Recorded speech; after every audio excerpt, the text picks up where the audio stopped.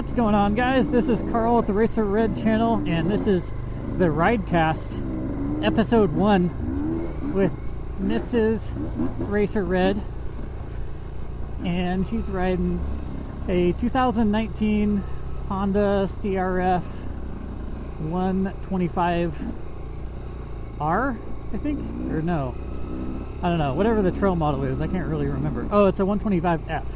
So this is kind of just a test to see if all of the equipment works and to make sure that this is actually going to work in its current form. I set both of these helmets up to communicate with each other, but we'll see if it works out well. I hope so. I think that I wanted to interview my wife for the first episode because we can always redo it pretty easy. If it's all messed up, we can always come out and just do another one. So, what was your first experience with motorcycles? Well, my first experience was with a friend and her family, and we just rode down a little trail for maybe half a mile or so and back, so not much. So my real first experience, I would say, was with you and your dad teaching me at Little Gem, and it was kind of tough because there's a lot of sand there and it's a little sketchy when you're not a great rider yet. But I'm also a little bit just go for it type of person, so I maybe think I can do things and then I'm like, oh, this is a little sketchy more than I thought it would be. So, but it's kind of good to learn in that because it's one of the hardest ways to learn. So, well, yeah, a lot of people think that Little Gem is a really good learning area, and it kind of is, but there's a lot of sand over there. I've taught lots of people in that area, kids and friends, and it's actually pretty hard because there's a lot of deep sand in it. Yeah. So what kind of stuff do you do for a living? Like you're in the cabinets, but how do you get into being a cabinet designer? Because I know that's like your level, that's like your expertise. That's what you've always enjoyed doing. Yeah. Well, it is. Yeah, it is. I'm a little gonna wait to talk, I think.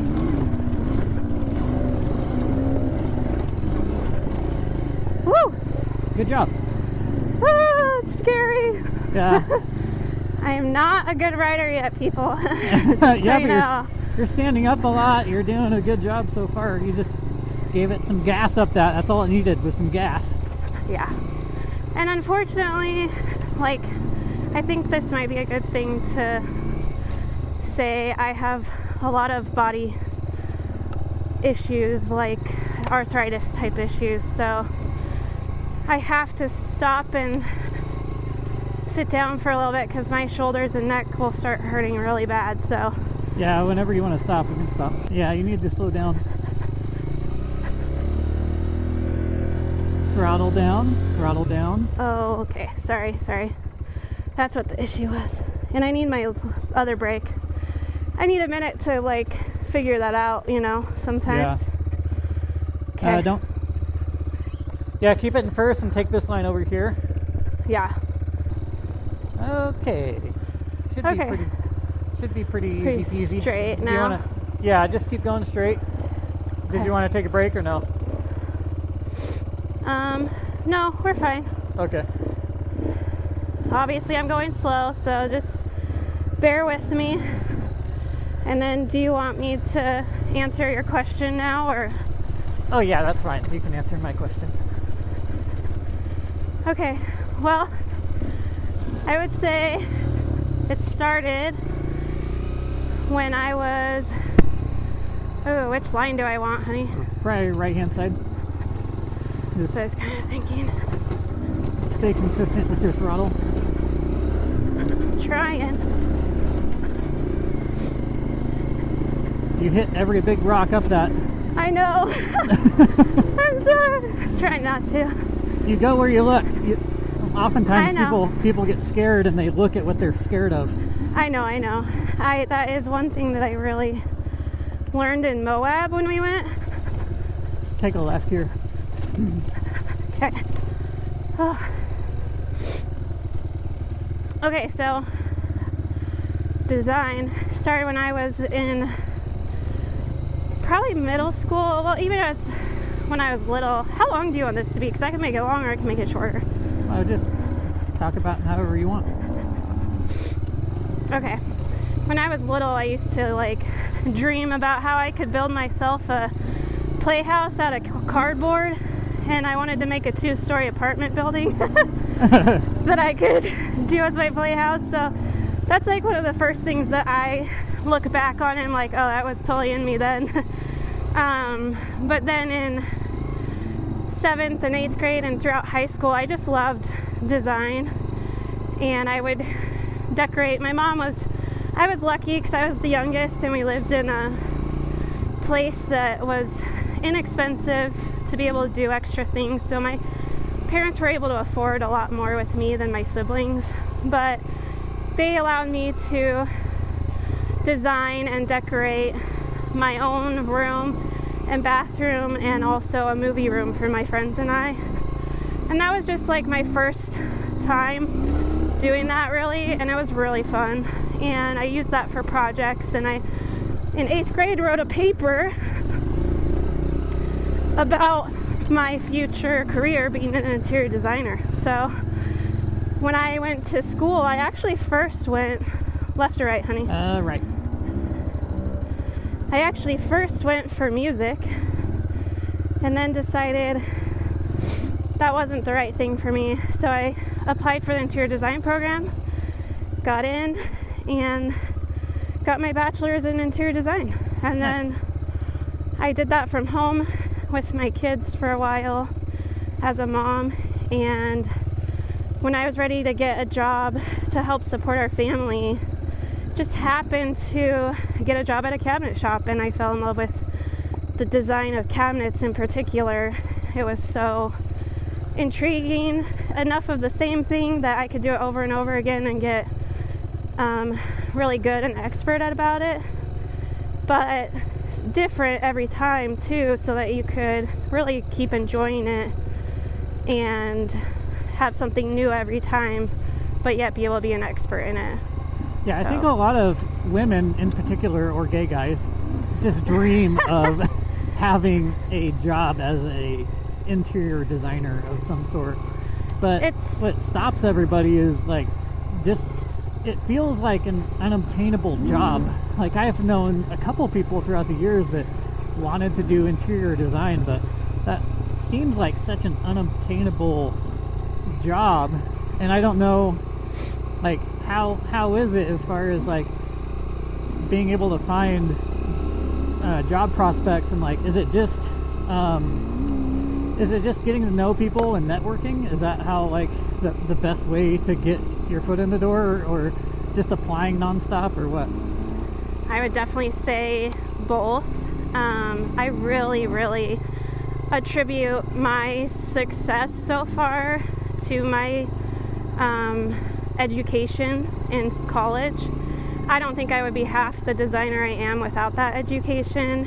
And sorry for all the women out there that might listen to this, that there's a lot of mommies or wives of company owners that are like, oh, I can do that and I love it and I'm good at it, so I'm going to be a designer.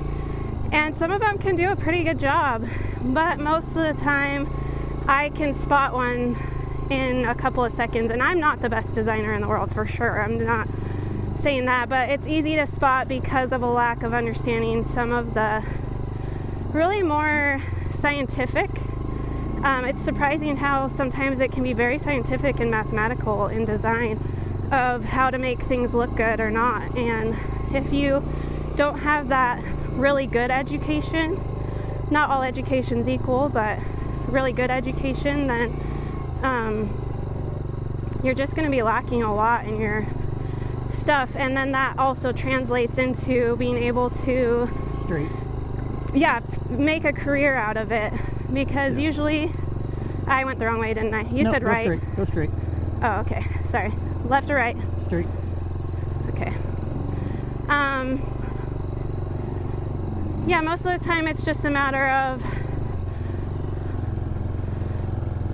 networking, putting yourself out there, maybe doing it for free for a few people and asking them to let you use it for your portfolio if you're wanting to do it from home. If not, internships at design firms or showrooms is great, and through that you can network pretty quickly, and then people notice you. If you're doing a good job, they really notice you and they want you.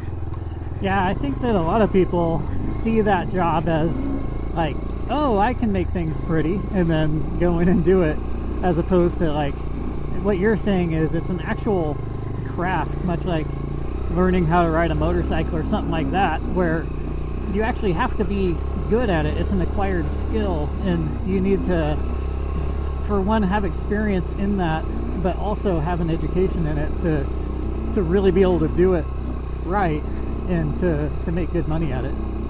Yeah, exactly. And it's one thing to make things pretty.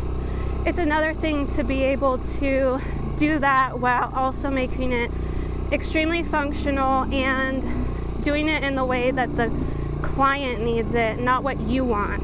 I have to be able to see good design in things that I personally don't like and think are ugly myself. But I can see that it's pretty. I can see the good design in it, in aesthetics, even if it's not my personal taste. And that is essential. You have to be able to do a lot of different types of design work and not do the same thing over and over again. And that is a big difference in education in particular, as well as just knowing like the historical significance of those designs as well can play a huge role sometimes, especially if you're going to do like historical restoration, or a lot of times clients come to me and say, I want this type of look in my house, and so you have to kind of understand what that entails in order to do that, besides just looking at pictures and copying them. And to also throw this out there, that my favorite part isn't about making it pretty either. Like, yes, I definitely make it pretty and that's a part of it, but my favorite part is the space planning, the architectural part of it, where we make things function, how people function in their spaces, whether it's a home, a bedroom, a bathroom, a office, a hospital, whatever. You're taking into account how they function, how they like things, and making it work for them specifically. Yeah, and for when we met, my house is literally like, I'm just the type that is super simple. I hit a stud every time. Like, I just want super durable, super simple. Sometimes I make things look so ugly. And when I met you, you're like really into making things look good. So you came into my house and it's like a bachelor pad in there. Like, there's nothing was pretty about it, but everything was like, you could clearly see it was all just super durable and very basic. And you're a very girly girl, which I like. I know that people like all types of things, but I like girly girls, and you're definitely that. You make everything girly, and I like that about you. But yeah, my house. How was it moving in with me and like trying to get everything functional, pretty, and also like keep a little bit of my original essence in the house, because I have a lot of like sentimental stuff, but it might be ugly. And do you feel like I've done a good job overall? I know it's not everything you like. I drive you nuts with it sometimes, but do you think I've done a pretty good job overall of oh geez. Brake. There you go. I'm braking, but I grabbed the I don't think you even saw this. That's why I was telling you lots of gas, because like Yeah, I didn't see. As I was saying before, you gotta, before Look you start ahead. climbing a hill, look up it, scan it, take inventory of what you have ahead of you, and prepare, because you didn't keep enough momentum. So if you would have kept momentum, you would just bounce through this super easy. Yeah, I'll and you're go to the- definitely. I know that too, but like there's times I just forget, you know. There's times Yeah. I do really good. Like back there, I felt like I did really good at that. Well, it's experience. I'll go up there and then I'll help you up. Okay. Man, you're sexy. Thank you. I hope you keep that in there. That is one of my favorite things about being married to Racer Red. He's That's super, actually my, super sexy on his bike. It really. well, that's my real name too. That's what I make her call me. Sexy. Racer Sexy Red, Lord. Sexy Racer Red. Lord Sexy at home. Sexy Commander Carl.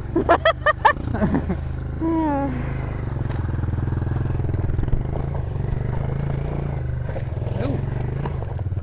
Come on. Come on.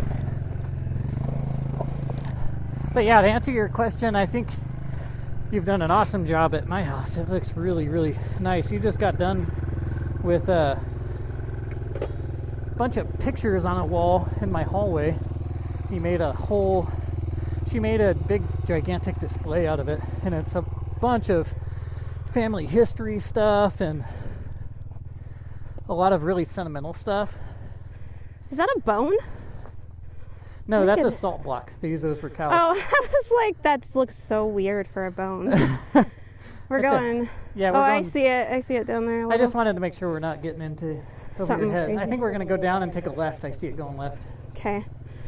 You can't hear me chewing my gum, can you? No. I'll probably spit it out here pretty soon too. But Or actually, we could go that way too. You want to try that? what do you mean? That way. Oh, we came up that way. Yeah. Yeah, whichever you want. Whatever you think is best. It's hard to say. Let's go that way. It looks a little less sandy. Okay. I don't want to get you into sand because then you're not going to be able to talk. Yeah, exactly. Yeah, so I think you did a really good job at our house. I mean, there's lots of stuff you've done around that have really improved the aesthetic, but also kept me happy because in the end, I really do enjoy a good aesthetic as well, just like you. But if I'm by myself just bacheloring it up, like I will, You don't care. I much. don't, I'm not going to put my effort into that. Yeah, because that's not your. Sorry, I talked over you. But Oh, no, it's fine. that's not just your not my forte. thing. Yeah. You want to spend your time on the bikes and Yeah. stuff, and that's totally understandable. And I just really enjoy that. I love loving my surroundings that we're in all the time, and it makes an effect on my inside, mentally, emotionally, when I'm happy with it. And you know, moving in with you to your house was a little bit of a challenge because I have 4 kids and he had 1, and putting 7 people in a 2-bedroom, 1-bathroom house was, at first I was like, there's no way we can fit in here. And then one of my favorite designers actually is Sarah Suzanka, who wrote a book called The Not So Big House, and I love that book. I love her interpretation of that like we've kind of gone to a place in this country in particular, but everywhere, that you want a space for every thing, instead of, sorry, I gotta get mentally prepared. So I see So a I good, don't just go crazy. Do you see the line as you look ahead and take Yeah. catalog? Like take inventory of this. There's left. a line that kind of swerves over. Yeah, left keep- and then right. Yep, super easy. Yeah. Okay, give me just a second to get myself going and be in control.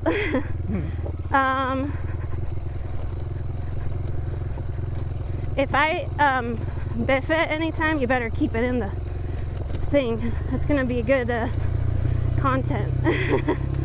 Oh, biff it. I was like, visit? What are you talking about if you visit? Oh, biff it.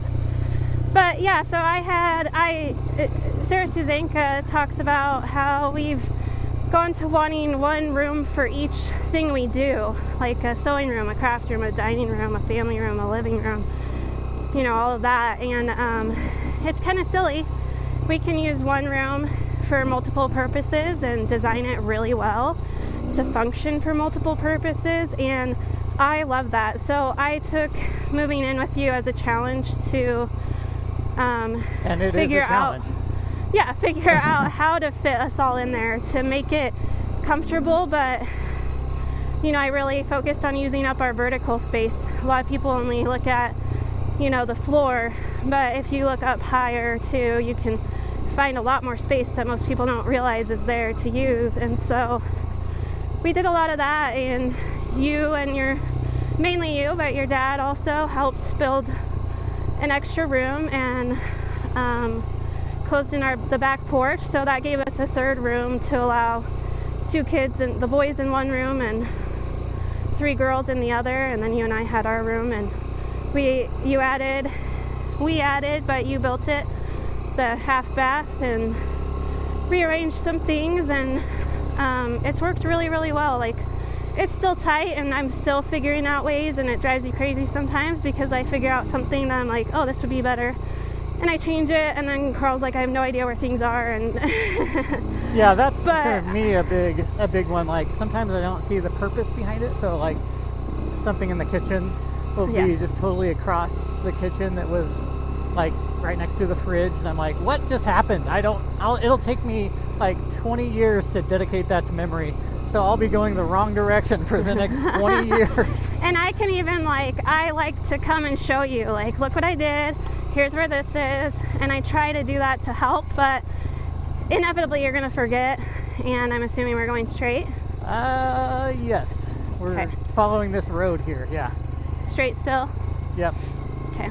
And so yeah, I try to make it better, but I know it drives you nuts, but I'm always trying to think how to fit us in there better and also accommodate everybody. And if I see something that's not working well for someone, I know a lot of people don't see this, and especially you, but I'm thinking in my head all the time how to make a space work better. And so our house is unfortunately ground zero for that. And you're like, let's break down another wall. Yeah. That's my one rule from Carl. I'm not allowed to break down any walls right now, but maybe later. Maybe later you'll let me punch a hole in one. Or reveal that... get you mad enough. Yeah. Reveal that that chimney that we have boxed in. I would really love to punch a hole in that wall and see if we've got brick back there. But I think you touched on something that's pretty interesting. It's the fact that, like, 100 years ago, everybody lived in one-room cabins, and a lot of times they would have like 10 people in their family, and they'd all be, you know, in this one little room. And life didn't happen inside of a box in a specific location on planet Earth. That was just where they went to sleep. And that mentality is one that I kind of took on, because financial security is like one of the main things for me, and I know it is for you too. But like like the fact that I own the house and I don't have payments, that was really important to me. So I could have like upsized 100 times by now if I wanted to, but there's no need for it. And to me, financial freedom is freedom, and it really that's the thing that like really is a goal, has been a goal of mine, and a goal that I met in 2019, is paying off the house and all my debt, so that I can do YouTube and ride motorcycles, and I can see my daughter whenever I want, and be there for all of her events, and now I've met you, and I can be there for all your stuff. So it's like, it's just so freeing,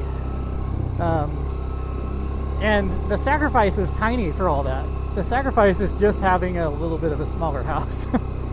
It is, and you're right. And honestly, that had been my dream for a really long time, that my home would be a small one, but on a big piece of property where we could, especially like at the base of a mountain or something, where we could go hiking anytime we wanted, or now riding bikes or something. But while that piece isn't in place with this house, we don't have a big property out in the country and stuff, but maybe later. But I love what we do have, and also maximizing our outside space around our home besides going out to the mountains like we do frequently to enjoy, but have outdoor space at our home that we can utilize for our purposes as well and enjoy it. So that's been one of our big projects this year, mine in particular, because I enjoy doing this stuff at home more, where Carl's like, I'd rather be out on the bike.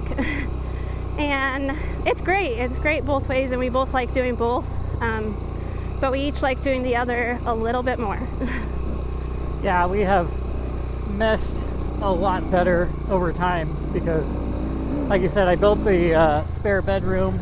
Ooh. And I freaked myself out. That was stupid, but I don't know what happened. Yeah, I started going over the edge, and I was like, oh, this is... Yeah. Just, I think I went into neutral, too. Yeah, you're definitely in neutral. You have the clutch out and you're not going anywhere. Hold on a second. I've got... Okay, I was stuck for a second there in my pocket. Need help? Throttle? Oh, sorry.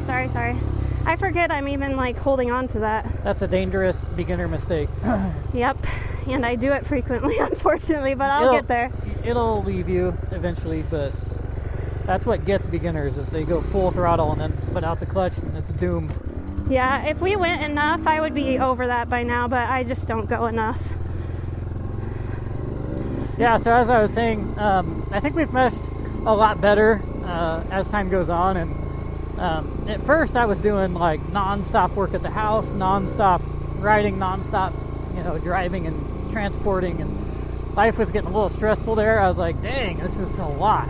But I actually do enjoy working on the house. Like, I did build that spare bedroom and the half bath, and I do a lot of work around the house, a lot of stuff on just keeping up the landscape, like mowing and that kind of thing. Left, right, or straight? Sorry. Straight. And then doing motorcycle maintenance is another one that I kind of enjoy doing. And even car maintenance I kind of enjoy doing. Stay to the left. Okay. The right has a bunch of whoops. Okay. I like whoops. Okay, go to the right. Too late. Sorry, go ahead. So yeah, I think we've definitely meshed better over time in that regard. And but getting back to motorcycles, you enjoy riding motorcycles, but I don't think it's really your passion yet. I mean, you're kind of new to it. Yeah. You don't have the benefit of like riding your entire life like I did. Yes. I remember my first ride was like when I was 4. So like to you, it's a new thing. It still feels alien to you, and but you do enjoy like this, how we're able to basically hike and fast forward over long distances. I was like, I don't know what's underneath that. I don't want to go through it. Yeah. My bike's small. So, keep going. So, what do you think of riding motorcycles? And like, is it a thing that you plan on doing more, or getting better at, or just staying the same and just kind of going every once in a while? And in our current situation, I mean, like, because if you want to, you just will, I always say, and like if you don't want to, you just won't. So yeah. I think that I love riding. I think it's really fun, but I get a little frustrated that I'm not really that great at it yet, and so that's hard. And I don't want to keep you back from when you need to do things. If I go every time, then it keeps you from being able to do the things that you need to do for your channel. So there's that, and I can't, just load up my bike and go wherever. We only have one truck and stuff to do that with, so I have to have you. And I need you to, be able to teach me. So yeah, you wouldn't want to go on your own anyway, because there's really a lot of danger in that. Yeah, there's some limitations that keep me still kind of where I'm at. And some of those other limitations I didn't mention have been lifted recently. So I hope that I will get to fill a bit more time with coming out with you and doing this. And I'd really like to get better. I think I just get a little frustrated that I'm not able to do it consistently enough to get better quickly. And then the only other reason, like, I really enjoy it because I just think it's so amazing. I love being out in the mountains, but my body hurts a lot, and I am hoping I can kind of get that better under control so that it doesn't hurt so much when I ride, because it tends to, I have to really think sometimes and make sure I'm not tensing up my shoulders too much or hurting my hips and back and shoulders hurt the most with what I have going on. And so riding is not always the best for those things, but I still want to do it regardless, and hopefully I can get myself in a better physical position with that to not have as much pain. Well, riding a motorcycle is definitely a trial by fire, because I know a lot of people try to get into it. They can't really. It's not a sport where it's easy at all to get into. It's not like basketball where you go bounce a ball until you can bounce it, or football where you run around and like everybody can catch just after they're born, pretty much. You can catch. Right, yeah, it's a natural thing. Yeah, a motorcycle is not a natural thing. A lot of times you're going against your instinct. So it's a really tough thing to learn, and it's trial by fire. Everybody is going to crash. And so I have a lot of respect for people who can do that without any help, like especially. Like there's a lot of people who actually do successfully learn how to ride a motorcycle and can go out and do trails and everything, and if they did that on their own, man, that's such a hard thing to do, because I had the benefit of having parents that rode.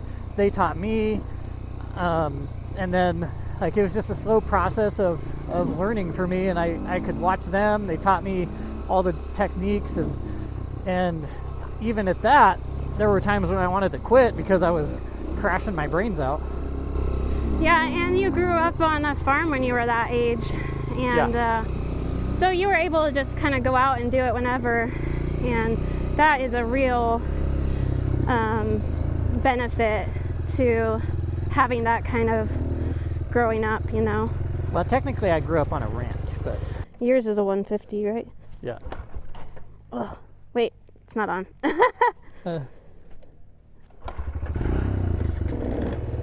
First time, technically. Not technically, but first time. Oh, look, you have a 204 jersey on now, all of a sudden. Yeah. It was getting a little hot. I gotta take my jacket off.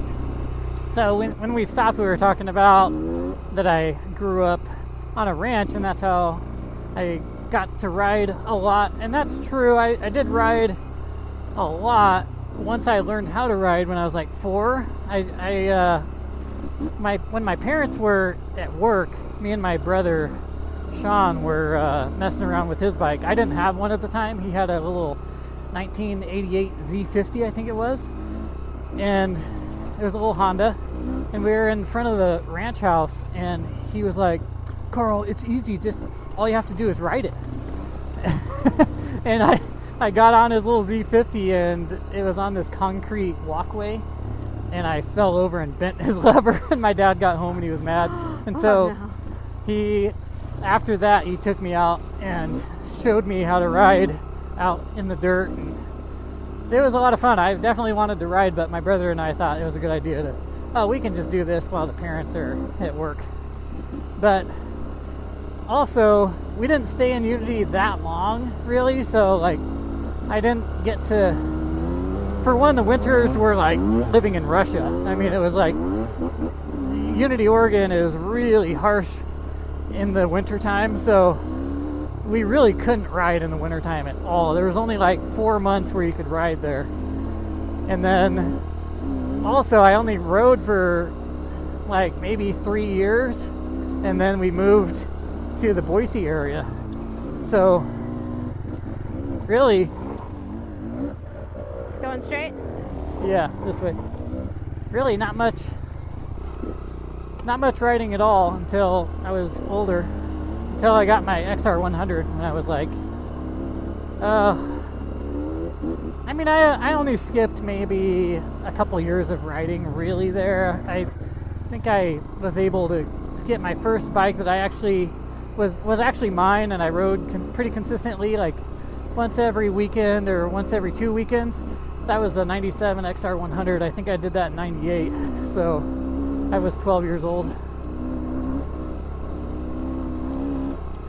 So the riding wasn't very consistent when I was younger. It wasn't like I was on a ranch where the weather was any good and I got to just hop on a bike and go whenever I wanted to and stuff like that. But it was pretty cool in the summertime. Sometimes there's videos. Actually, I posted one on my channel where basically of how I rode, and it was just up and down this little driveway hill. We would do circles around there and do little jumps and stuff. It was pretty fun. It was like Mad Max. We had all the kids in town. I think the town I grew up in only had, well, it was hopping back then. It had like 250 or 300 people that lived in it. So there were actually other kids who had motorcycles, and they would come over and ride motorcycles with us. It was pretty fun. But now that town only has like 100 people in it. Yeah, it's so small. I thought where I grew up was really small. That was Weezer, but they've got about 5,000, 6,000 people. You had 100 now. Yeah, and I don't know. It seemed that's why for me the thought of a lot of people, that happens right around 1,000. When there's 1,000 people, that's a lot of people. It's different for everybody, but I hear that's people. About New Plymouth right now, I think, or maybe it's 2 or something. I don't know, but it's pretty small. Yeah, I hear people say, I grew up in a small little town, and I grew up out away from everything, and I'm like, I don't know if you did. I mean, I grew up in my eyes, usually they didn't, because I grew up along the side of the hills there in Unity where there was like nobody, and then around town there was only like 50 people. Oh, wow. This is a little steep all the way up. That was super easy. I think you're fine. Okay, I will come up. Do you want me to come without you, or like, am I okay to do it without you behind me? You should be totally fine, but okay. Just keep the gas on. And am I okay on second gear, do you think? As long as you don't bog it down, yeah. Yeah. I just don't want to. But there's no big boulders or anything. Just keep the gas on. Okay. Like I said, my main concern was I couldn't see what was at the top, and I don't know how narrow it got, so. Yeah, this is way easier than stuff we've already done here. Oh, yeah, it is. Okay. Well, that's good. I'm staying in second gear most of the time. There's a lot of places where I would like third gear, but I'm just not coordinated enough to switch gears super quickly and not screw myself up. So what I didn't want you to do is start at the bottom and first bog it down and then shift up to second. You got to keep momentum. Here's another spot where if you were looking ahead, you could have just been kept in going. second. Yeah, you need to get lots of gas and get through this loose stuff. I know. But on that right hand line, what looks sucks pretty clean. What sucks is now you're stopped. I know. I gotta go If back. you were in second, you could have smoothly just ridden right up it. But right now, if we're stopped, see how it's like so much looser. If you're stopped, you have to like work the bike a lot more. Yeah, for sure. Whereas if you just keep your momentum, then it will roll right up it, no problem. I'm just gonna back up a little and then do it. You think that's okay? Yeah. Just go back to where you have plenty of momentum in second gear, and then you stay to the right. I feel a little nervous. If you're nervous, we can turn around. I just like, well, how is it up there? Is it like clearing up again, or? This is honestly pretty consistently rocky, not steep, just like kind of loose and rocky. If I leave my legs down, will that be okay? Because I can balance myself. What tends to happen is you fall off the back of the bike when that happens. Oh, okay. But all right, that really wasn't as bad. I just get my nerves worked up. Mostly, this kind of thing just makes you nervous. Yeah, because I don't really know what to expect. Because I can't see further ahead, and now I'm in one of the worst spots that I could have chosen. Oh well. Yeah, I think you're struggling with looking ahead and taking inventory of the terrain in front of you and then going? Because Well, when you're coming up a hill, you can't see as far ahead. yeah, So I get a little more locked in at seeing closer to me, and then when I get past it, I kind of forget to look up ahead more, because now I'm looking, more at where I'm at. So it's same thing happens to me. Yeah. I know what to do, and I do it pretty well a lot of the time, but I frequently, obviously, screw that up, and then I get into trouble. But one amazing thing is I really haven't, and knock on wood, but I really haven't fallen hardly very many times. I haven't at all today. Again, knock on wood. I'm a little superstitious on that. But I mean, as long as you are going this slow, there's no reason for you to get yourself in a tight spot where you're going to get hurt. Just all you have to do is let go of the bike and let it fall away from you, and because it's short enough where you can touch really easy. So, well, one thing I learned growing up, because I always grew up with a bike that was too big for me, is how I'm sitting on the bike right now is not directly over it; it's off to the side. But then, see how this leg is bent up like this? Yeah. I can always touch because I'm always off to one side of the bike. If I was directly in the center of it, I'd be tippy-toed all the time. Yeah, for sure. But that is what I'm doing right now. I don't know if do you take that into account at all when you're riding and stopping? How do you... I do that all the time. I'm always off to the sides of the bike. I'm never directly over it the whole time you're riding, or just when you're stopping? Just when I'm stopping. Okay. Because I know that I'm way shorter if I'm directly over it, so I have to always jump to the sides. Oh, okay. That might be something for me to think about. That might help. Who knows? Ideally, you wouldn't have to take your feet off the foot pegs. But lots of momentum over this stuff is ideal. Once you stop, I know. Once you stop, you're stopped. I should have been in second gear, and I didn't. You're doing good. Now I'm in second.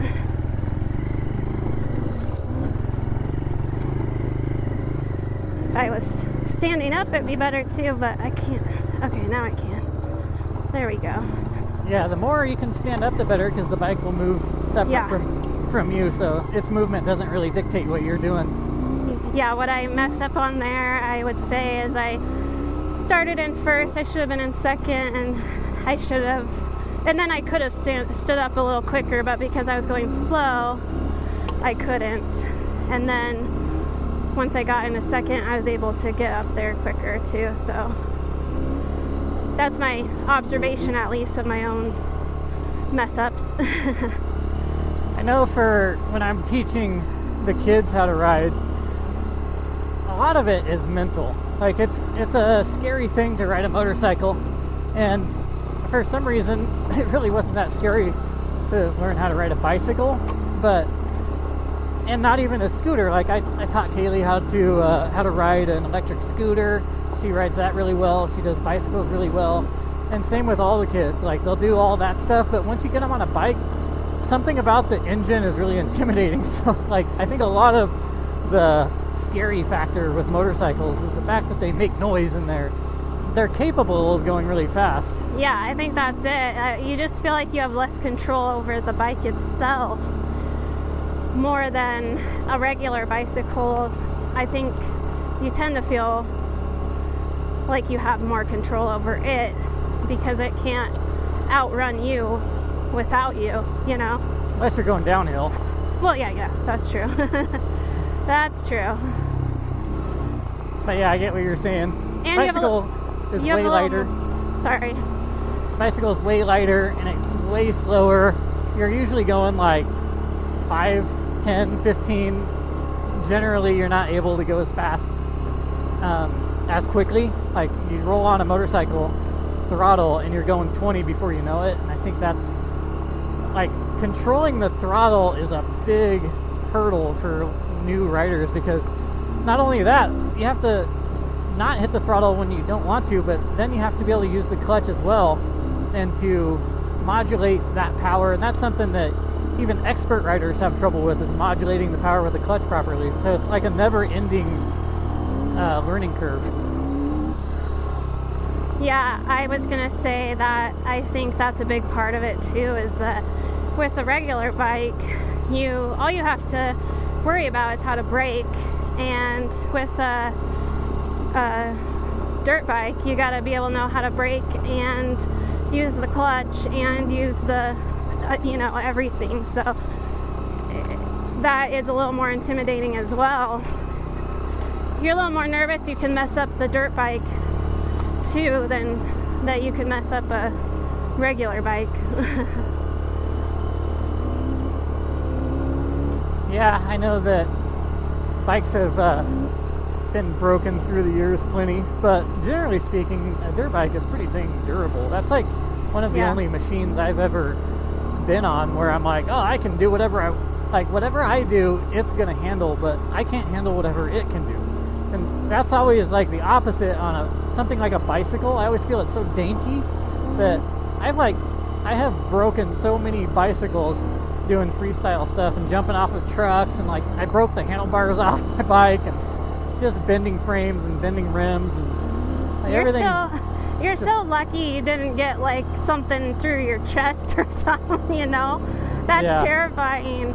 But a dirt bike's way more expensive to replace too. So for me, I'm like, I really don't want to.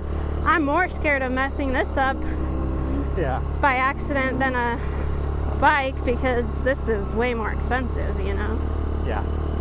Although one of my friends did get a he got the seat in his butt over a jump.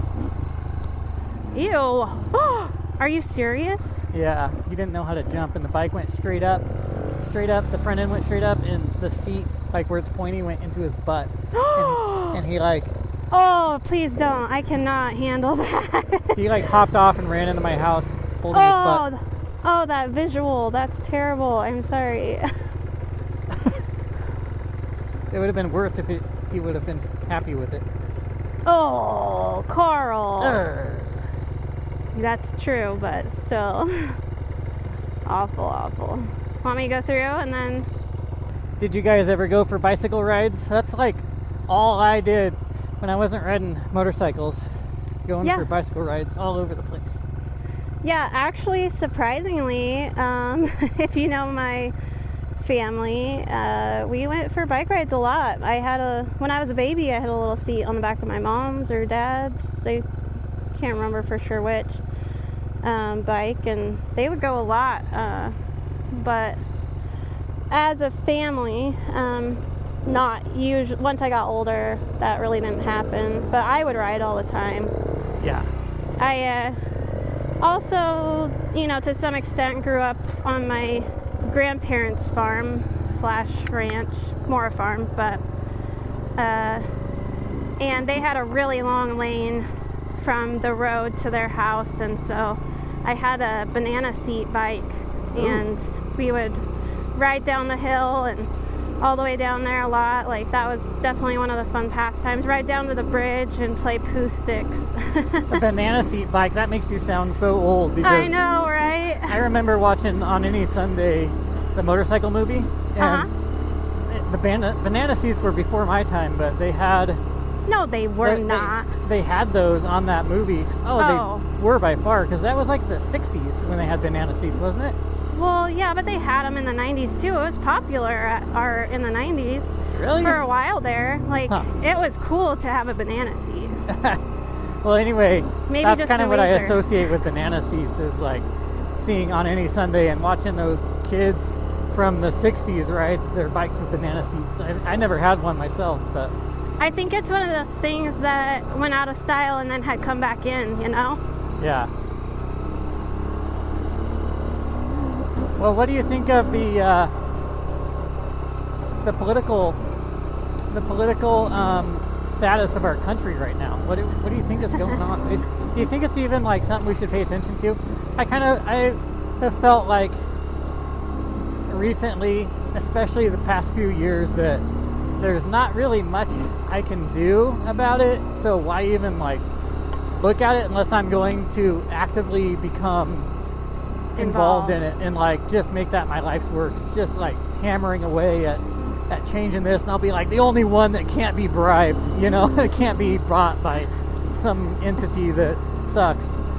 because right now, like, I could just go on about the political world because it's something I paid attention to since I was like 12. I constantly read about it and listened on it, and I constantly was like thinking about all these different angles of politics, and like, I don't know, just in recent years I've been like, man, it's all, they're gonna do what they're gonna do. It's all the same snake with multiple heads, and really we're in a train, we're at the back of the train in a cart, and we have no idea who the conductor is, and you can either complain and, you know, there's no way out of this cart.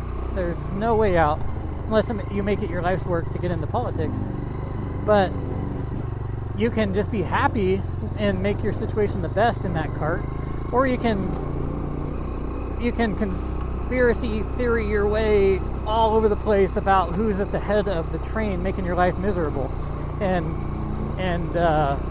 it's really just probably a show anyway, just to get you guys all fighting against each other instead of realizing that they're the ones in control, and unless you want to do something crazy, do something really extreme, they're always going to be in control. And so that's kind of where I've fallen on that whole topic.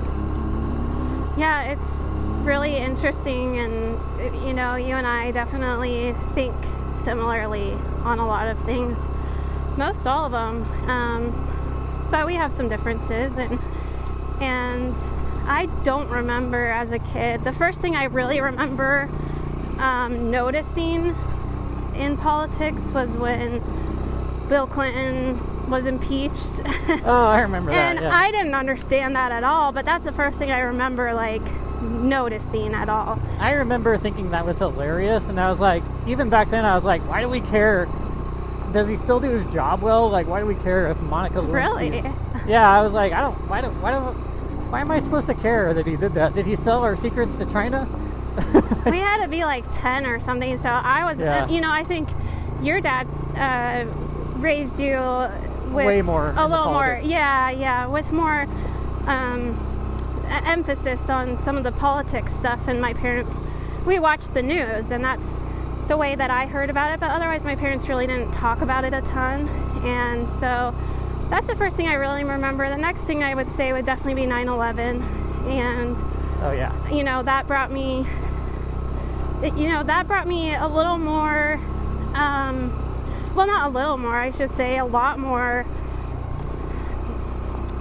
understanding of our country and what it was and who we are and what it means to be a member of the United States. That sounds so funny, a citizen. You can stand up and keep your momentum and take it the right side if you're feeling brave. Oh, no, I'm not comfortable with that. Okay. Well, I'm going to park over there and then open this. Okay. So I don't have to... Do you want me to keep talking while you're doing that, or? Oh yeah, you can. Okay. Yeah. So that brought me a huge realization more. I was in, gosh, I can't remember if it was like 6th or 7th. You know what? Actually, it was probably 8th grade that I was in. I know it was middle school. I remember watching it on the TV that morning. I remember coming out in the morning from my room to get ready for school and seeing that on the television my mom was watching, and I was so confused, you know? Yeah. It's almost emotional to talk about, but it definitely made me think a little bit more. And then otherwise I really haven't paid attention again until Lucy was born in 2008, and I got a little more Let's go this way. interested with everything with Obama, and I started paying attention a little bit more. I was very nervous about Obama, and I didn't even know, that was the first that I really, as an adult, started paying attention to anything. Yeah. And even then, I still didn't get into it, really. You know, it was like I was interested during the election day, and then I was done. you know, so it was very interesting. But that's kind of where I'm trying to get back to be honest, is like, maybe I'll vote, maybe I won't, but I just feel like there's absolutely no real change right now. I think we live in a weird time for sure. I think you have the option to either learn about this stuff in a very deep way. Hold on, you broke up and I didn't hear it, and I was talking over you. So there's either, in my eyes, there's the option of either like learning about it in a very deep way and like learning all the ins and outs, and then finally coming to the conclusion that I came to, which is none of the sides are for us. It's all, there's just a big tangled spider web, and there is a plan, but it's not for us. And sorry, I'm just prepping myself. yeah, go nice and slow. Don't be afraid to get on both your brakes and just go really slow. Yeah, I will. I just wanted to go down to first, and I wanted to prep myself and not just like go flying down there.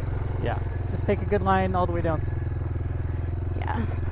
Well, as far as politics still, though, even after that, you know, even up until probably a year ago, I just didn't have much interest in looking into it and getting involved in it much, because of the fact that I felt that same way. I felt that if I wanted to make a difference, I would have to dedicate my entire life to trying to make that difference, and I didn't feel like I could. That was not my priority.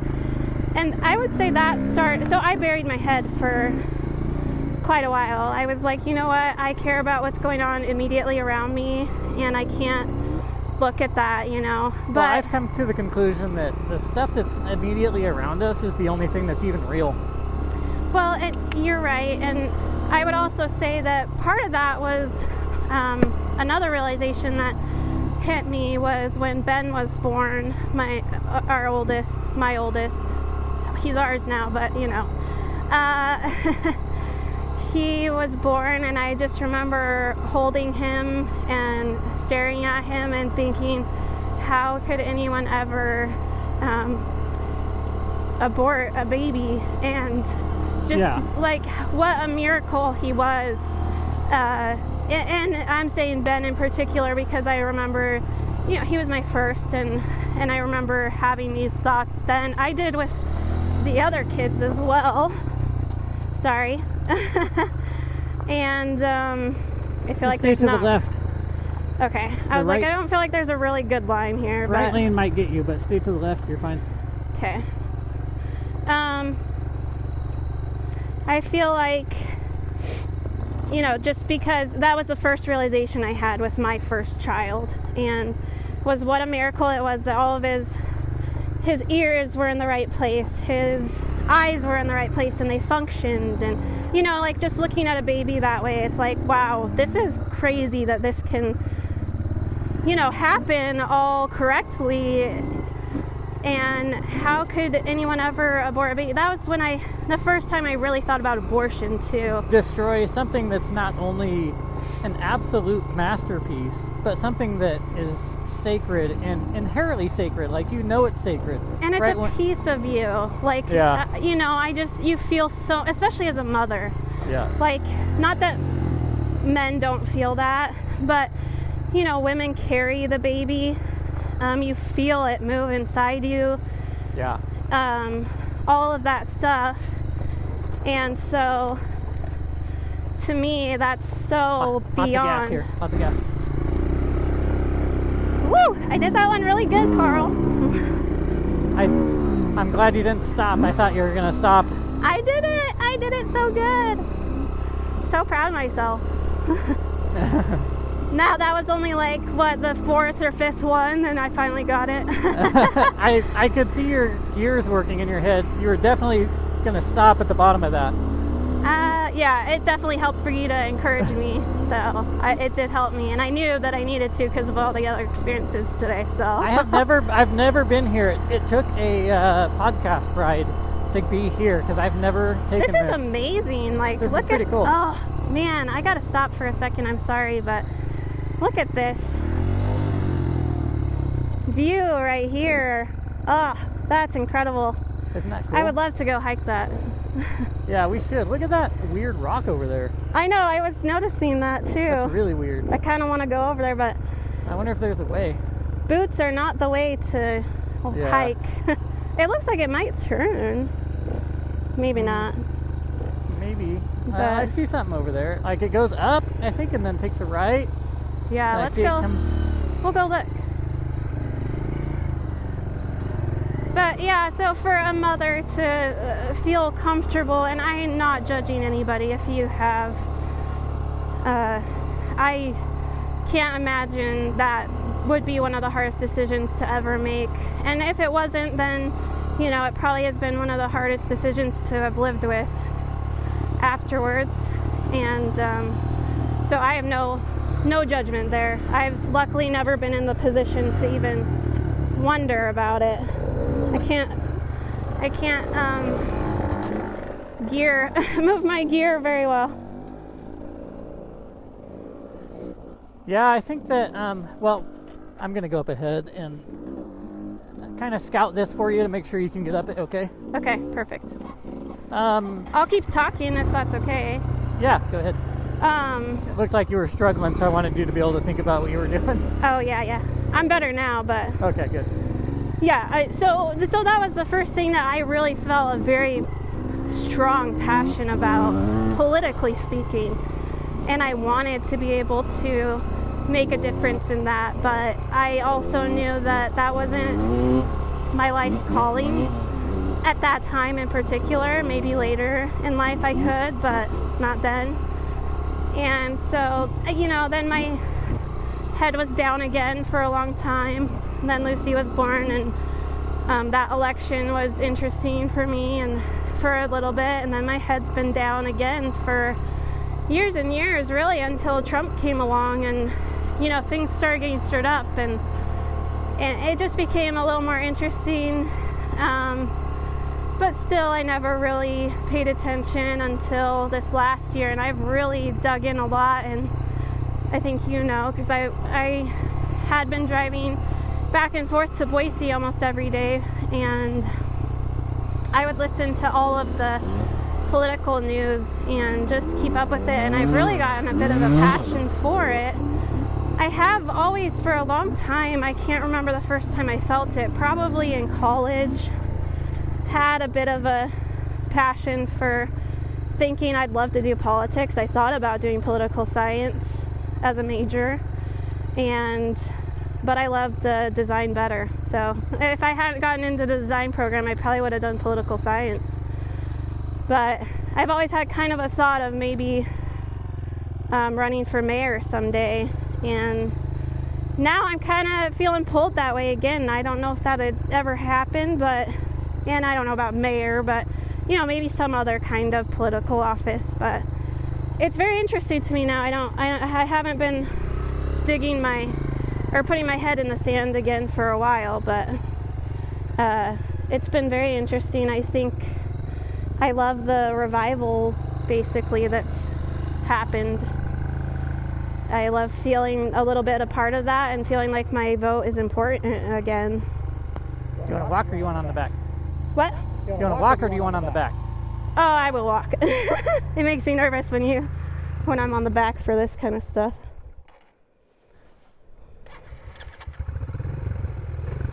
But I'll go behind you so you can just go.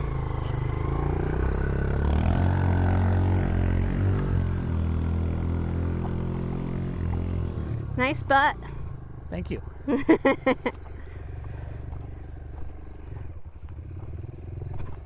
One of my favorite features of Racer Red is his butt.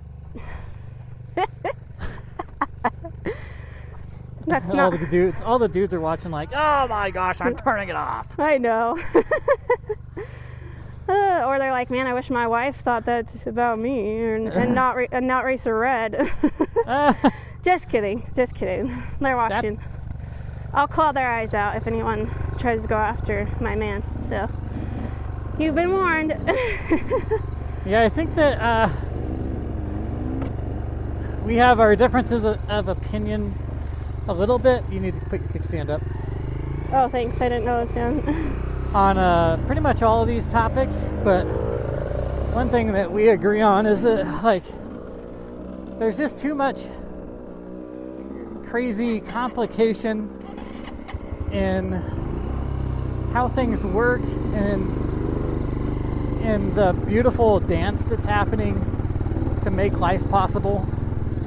Not only in like things like the womb and like creating new life, but also to be on this planet and to have life on it. It's just so supernatural in its nature that it's just crazy to think that we just popped out, like life popped out of death. I don't know how that's even possible to think that.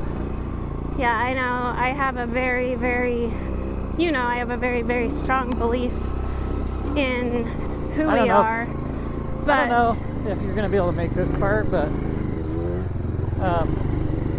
it's like consistently pretty steep, and there's kind of some bumps in here. Okay. You're welcome to try it. I don't think there's anything too crazy, but you'll be kind of bouncing around. And I already bounced around, and I didn't fall or anything, but I just feel a little nervous about it, so I'd probably rather you did it or whatever. This is the furthest I've ever gone on a ride, and I am loving it. It's way more enjoyable to ride a trail than riding around in the parking lot, just practicing, which is great for me too. I like doing that as well, but definitely out on a trail is way more enjoyable. So, what are you thinking here? Do you want me to write it up for you, or? Yep. Okay. I do. Oh, hello. Unless you want to... What's it like up there? Do you want to turn around, or do we keep going? I think we turn around here. We've gone quite a ways. Okay.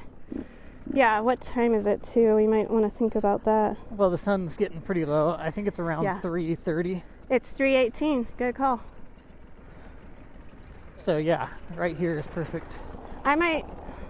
I can ride this down probably. If you could help me turn it around, that would be better. Yeah, just don't give it gas and don't shift up the second. Just keep it nice and slow. And yeah, I will, ride. For sure. Maybe I can do it. Okay, because this is downhill, don't be giving it gas. Yeah. Like, let the engine hold you back and make sure you're controlling your speed, because that's what you'll have trouble with going downhill with all these rocks and stuff. You'll start to lose speed, and then you'll just panic and give it gas sometimes. And I want to stay back on it, right? Yeah, stay on my back brake. Yeah, and you can hear it break loose, and you can feel it break loose, so don't do that. Like, just have the brake to where you're braking traction a little bit here and there. And then, it's not very steep, so you should be fine just to let the engine really keep you back in first gear. I'm in neutral. So yeah, don't go down in neutral. That'll go way too fast. I will not. Are you moving over there because I'm helping letting you me get go up, ahead? Get me out of the way. This is not terrain that I'm worried about for me at all. Well, I know for you. Well, that's why I came over here. It's just I can be wherever. I was just wondering if you were trying to get me to, like, there was a better line and you wanted me over there or what. That was my only question. So. Looking good, looking good. Yeah, but politics, I think it's very interesting to me right now. But I still feel like if I want to make a difference, I gotta really dedicate my life to it. And I still don't feel like that's a position for me quite yet, as far as going in depth on that kind of a thing. But there's a lot of conflict, verbal conflict that happens, especially if you're going against the grain, and it's just a constant thing, and it's an ugly thing sometimes, and it's just not a good feeling to be in that realm, I guess. Yeah. So. I want to stop up here and have you do this, don't I? Yeah. Don't you say? I mean, you could do it if you go really slow. Don't be afraid just to walk it down if you want to try it. Do I want to go in the crevice, or do I stay on the side? You can just go in the crevice if you want. Just stay going really slow. I feel like use I your could. front brake. Yeah, there's no rule saying you have to go 5 miles per hour or 10. Just go like 1 mile per hour down that. Yeah.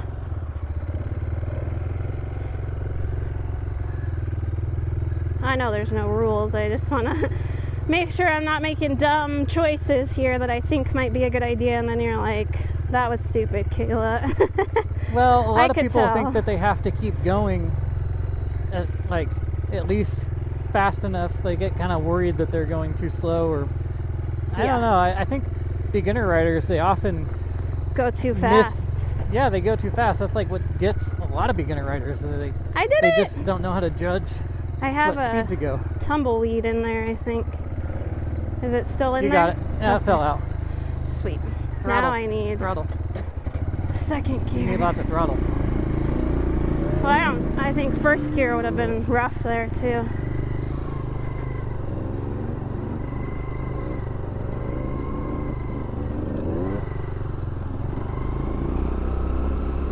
Just getting adjusted a little, but what was your, kind of going backwards, sorry, but how did you feel when we moved into your house and stuff? As a whole, it was good. As a whole, it was not without its challenges, for sure. Yeah, for both sides, for sure. Yeah, you had teenagers. Yes, you had 2 teenagers and 2 little tiny kids, and so I had never dealt with teenagers before. As a parent figure. Yeah, as a parent. It's way different. And so that kind of forced me to adapt to a lot of different things. I'm still adapting to a lot of stuff with that, Yeah. but yeah, it's definitely not without its challenges, but it's really good overall. And I think that having just somebody that you have to be accountable to some extent, and you have to accept their flaws. Like, nobody is perfect. There's not a single person that's perfect. And what you're doing when you Except enter Jesus. you enter into a relationship with anybody, like, a lot of people get to where they're like, oh, this guy, he does this or that, he has these differing opinions than me, or now all of a sudden, like, when he goes to the bathroom, this thing really bothers me about him, because it stinks up the house, or like, I just find him disgusting. I don't know, it goes both ways, like with men and women, I think. For sure. I heard once that it's a way more diverse experience to have to know one person fully, and to make it work with one person and learn their ins and outs.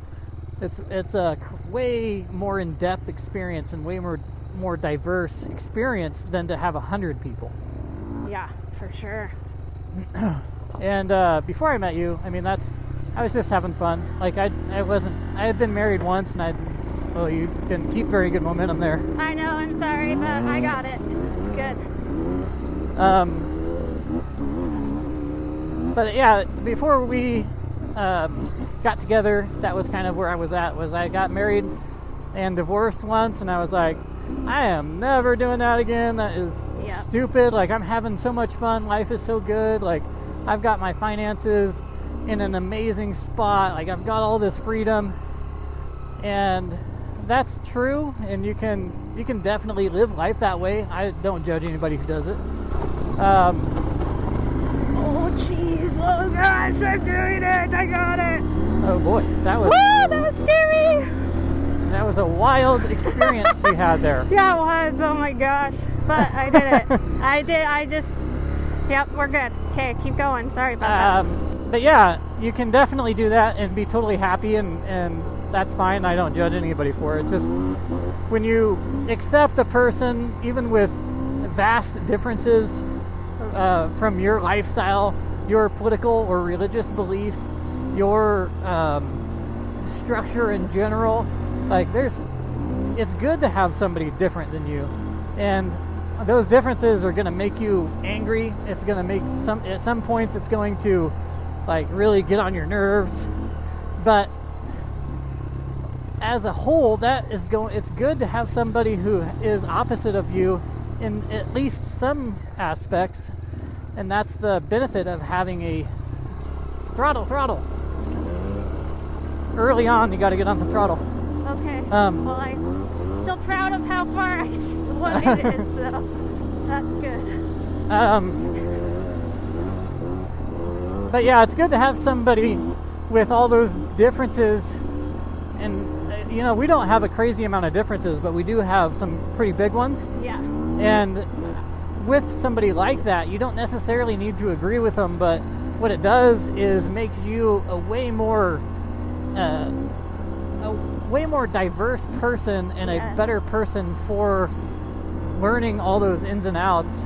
And if you can't come to agreements, to be able to fully accept the other person and not judge them for whatever differences there may be between you. And I intentionally picked somebody that is different from me in a lot of ways, especially like inherently I like girly girls, and you're a girly girl. Like just that by itself, even if we were the same on every other aspect, you being a girly girl is going to be way different than me because I'm kind of disgusting. No, you're not. In a lot of ways compared to you. I know I'm in your way. Oh, sorry.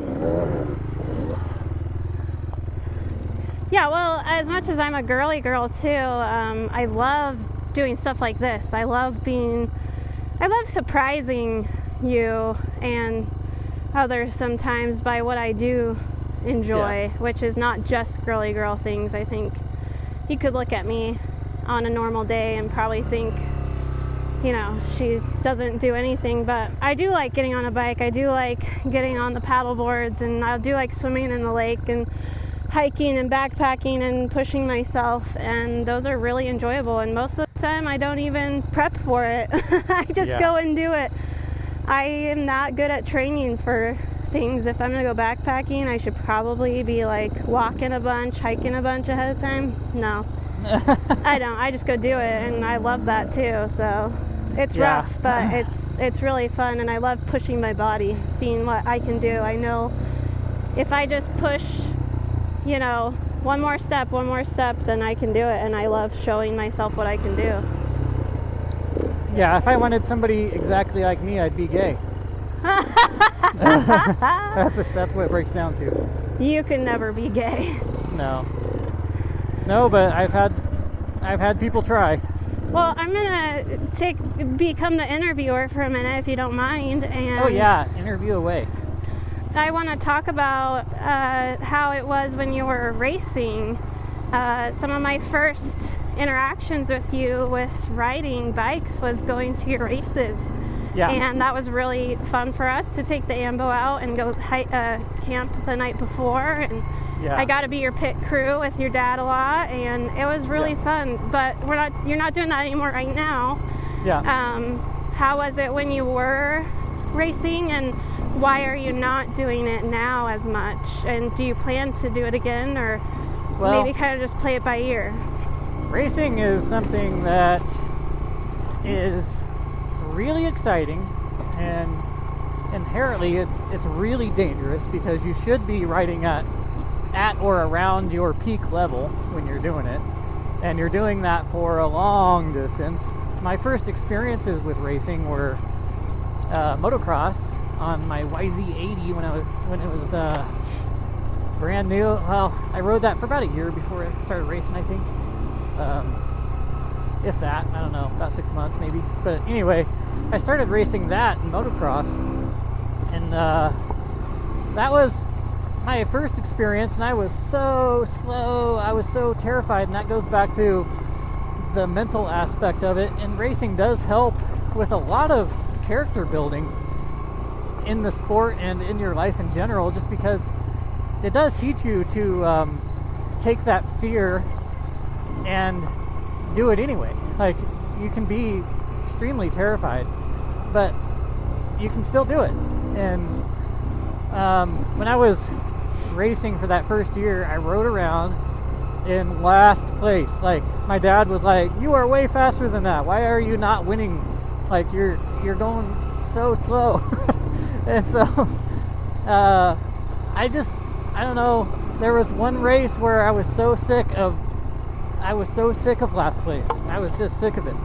And that's what it took, is I just got fed up. I was so mad that I didn't ride to my potential. And so, like, that race, I came around the first corner. I think I was in second place, and I made the pass for first, and I stayed in the lead the rest of the race. I was just like wide open. Nobody was going to pass me. I was just redlined around the racetrack, and I was not getting anything but first. And that's where the thing kind of clicked inside of me that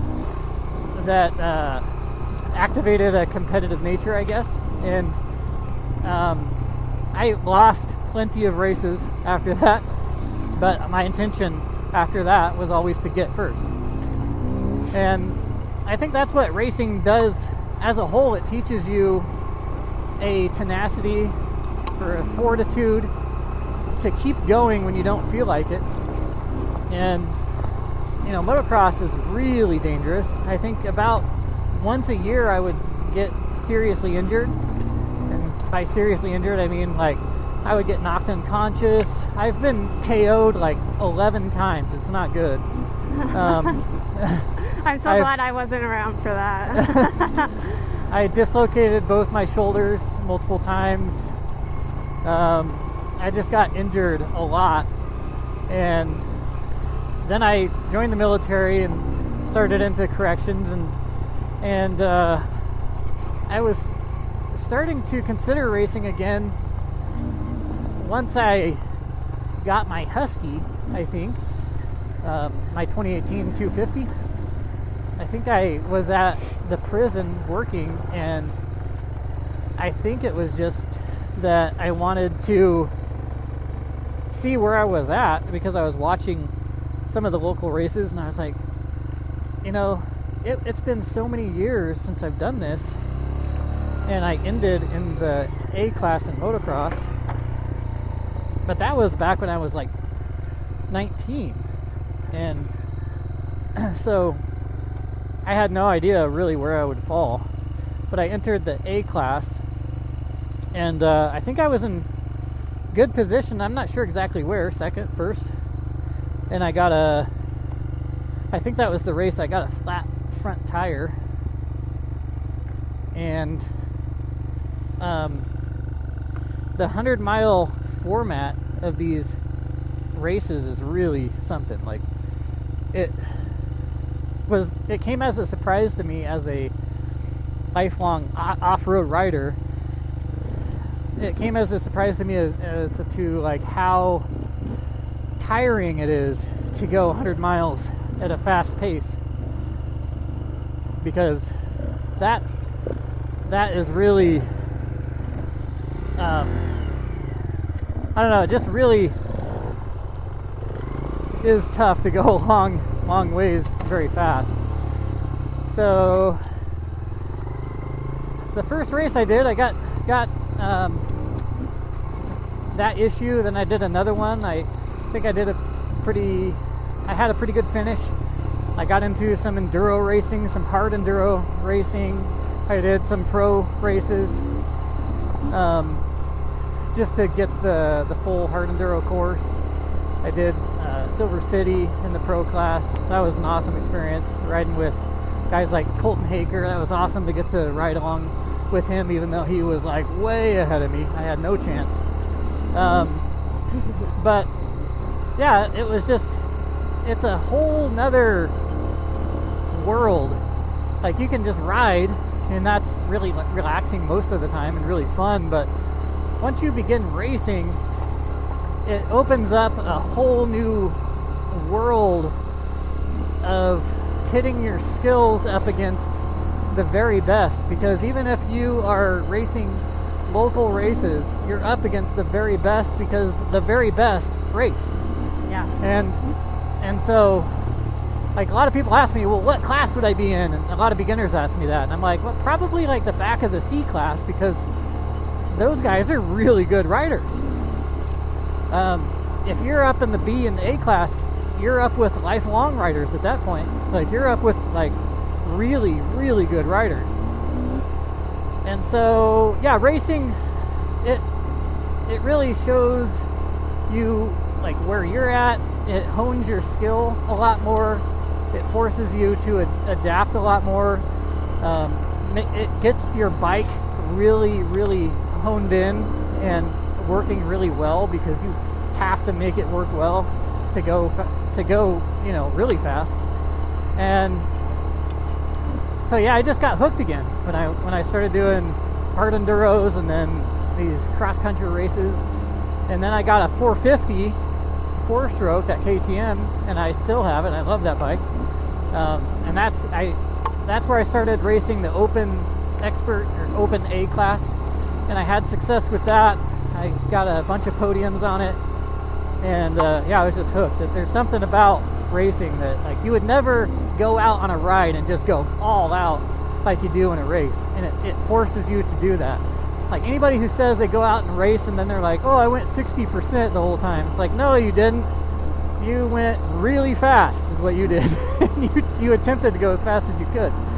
And yeah, I mean, you're going 60, 70 miles an hour in the sand at times, and you're just flying across the terrain, and you're going 100 miles with an average of anywhere between 35 and 40 miles per hour, and on some of the stretches you're getting up to 70. So it's a rush, and you have to be in really good shape, and so yeah, it's just a challenge. Like, all of us want to go out and have an adventure, and really what an adventure is pushing yourself. Pushing yourself, and it's a dangerous expedition. It's a dangerous challenge that you're taking on, and it's like, Frodo going out to Mordor and going on this great adventure. All men crave that, and a lot of women do as well, but I definitely crave that, where I want to go out and have a crazy adventure, and racing brings that for sure. It definitely brings that aspect to riding a motorcycle. You're going as fast as you can, you're surviving, you're trying to do battle with 200 other racers, and you're trying to do this dance with them and try not to crash into them. Yeah. And when it's all said and done, you meet a lot of good people doing it, even if you don't win, and you gain a lot of respect in the dirt biking community. Like, at this point, since I started racing again, nobody's gonna say, oh, you're a B rider. Like, you cannot say I'm a B rider at this point. I've literally tied for first in the A championship series, so like, it brings a lot of legitimacy to what you're saying as a YouTuber. In my very specific case, I think it brings legitimacy to when I talk about writing as well. Yeah. But yeah, I did get back into it, and I was in my 30s, early 30s when I got back into it. And then, to answer the last part of your question, why I'm not doing it anymore and if I plan to, I think it's a lot of fun. I have more fun doing it with friends and family. And I do have friends that are into it still. But for my specific case, I don't know if it makes sense, because I like to come out and make videos about all kinds of stuff.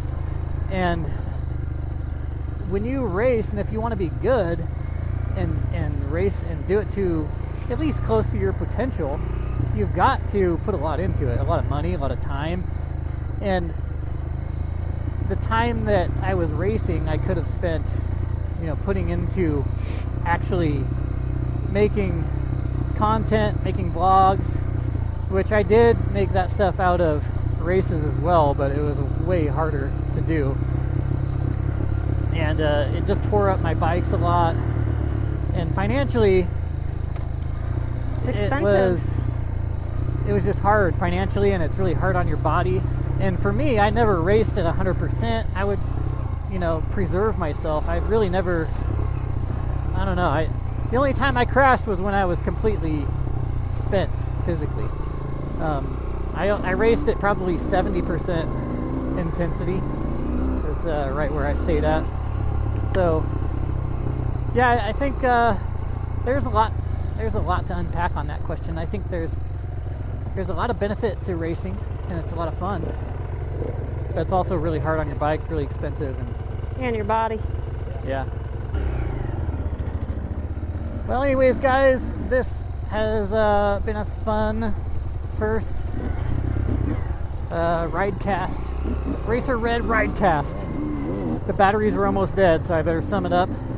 That was a lot of fun talking to my wife, Mrs. Racer Red, and also talking about motorcycles.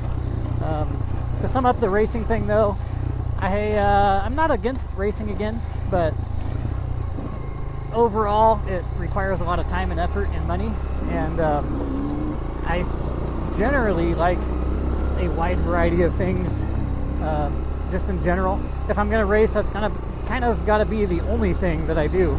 So, I got to put a lot of time, effort, money into that. So, I think I'm more into doing a wide variety of things right now. Yeah, makes sense. Thanks everybody for watching Thanks. this far into my first podcast. And thanks for having me. His name is Racer Red. If he wasn't riding, he'd be in bed. He naps during the day. He rides his love from garage bays. Oh, he rides all night, full throttle all the time. Oh, he was born to ride. Racer Red. Like, comment, and subscribe.